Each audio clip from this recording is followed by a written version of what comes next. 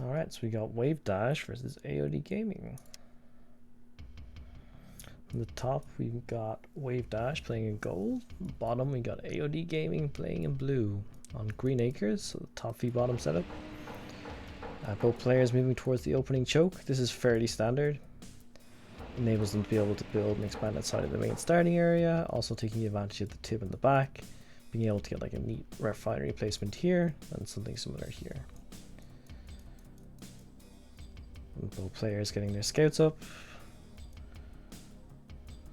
WaVeDasH opting to go with the Grens, AOD opting to go with the early minigunners and a couple of flamers for defensive anti-scouting purposes.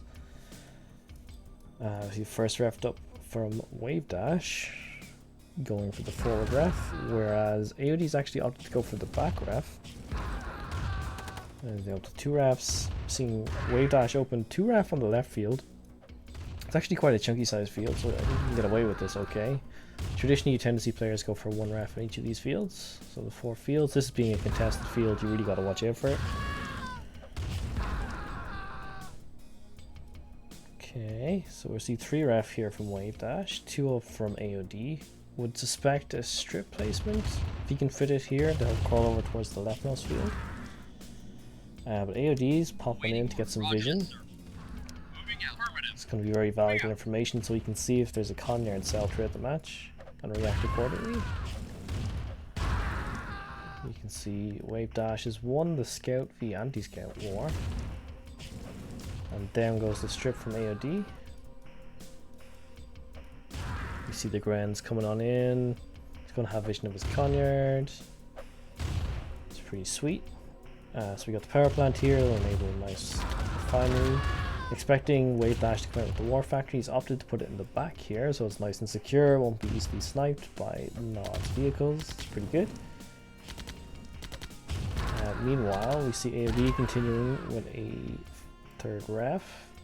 What he'll do next will be interesting. Will he opt to get a 4th ref on this field? Will he opt to crawl forward? Will he opt to get a 2nd strip?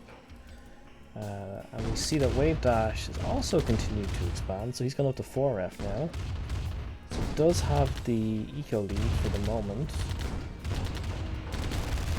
AOD coming in, targeting the harvester, and guard tower going down from Wave. It's a nice option. Guard towers for GDI, very useful tools for picking off these little snipes, especially when it comes into the tip zones. Having forward guard towers can be nice.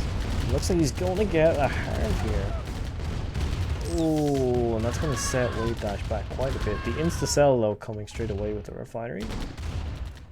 Meanwhile, we see AOD still hasn't made any structures with keeping his Conyard. Whereas WaVeDasH is going to use another harvester. Oh, that's 2 down. So it's now going to be 2 ref versus 3. That's a huge loss for Wave. At this rate, he's gonna have to use this army very effectively to come back from this. A key thing with GDI being to make sure you've got infantry around your medium tanks so that the bikes can't pick it off. But we're seeing AOD just going mass bikes.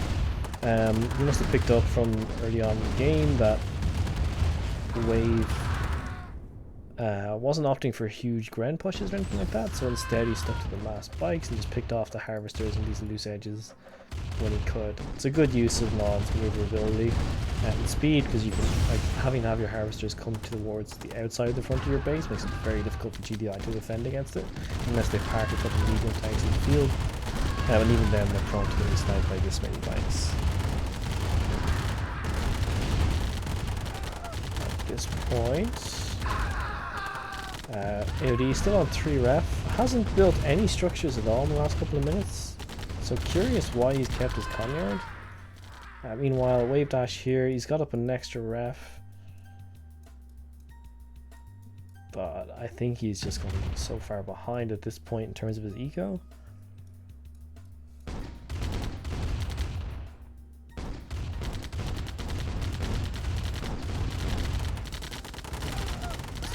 Harassment, power plant go down.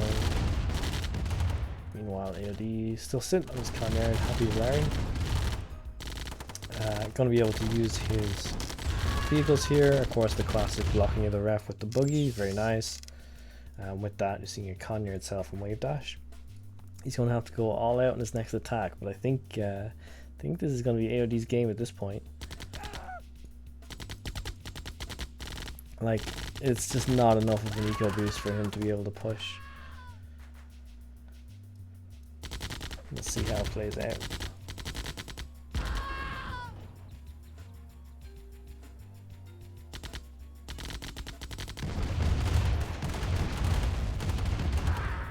AOD going to comfortably just sit out here. If any infantry is produced from the racks, these will be able to snipe it straight away. As for the tanks, once they come out a little bit, they'll be able to poke them with the bikes. Just to make sure the might go these effectively, which I've no doubt will do.